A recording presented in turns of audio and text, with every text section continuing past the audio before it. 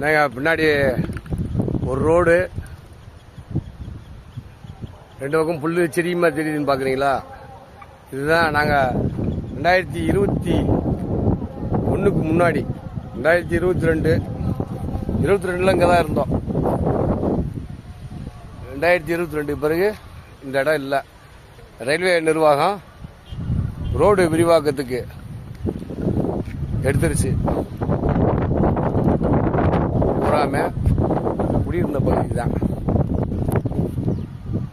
நான் இந்த தெருவுக்கு வரையில் 7 வயசு, ஒரு 47 46 வயசு, 40 வருஷம் இந்த தெருவில் இருந்திருக்கேன்.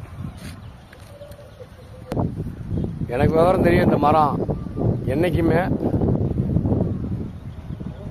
எனக்கு பின்னாடி தெரிகிற மரம் நான் சின்ன வயசுல இருந்து இருக்கு. அதுக்கு முன்னாடி எத்தனை வருஷம் தெரியல. மரம் செத்துருச்சு.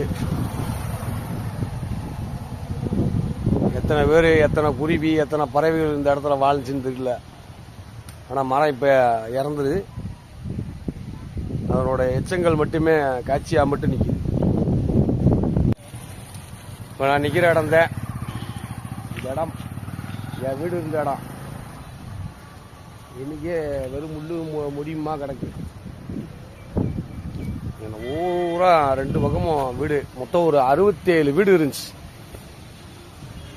67 குடியிருப்பு எனக்குள்ள இருந்துச்சு. இப்போ எதுவும் இல்லை. ஆனால் என்ன, நாங்கள் இருக்கையில் இங்கே ஈஸ்வரை வச்சு சாமி வழிபட்டோம். அது மட்டுமே இன்னும் மிச்சம்.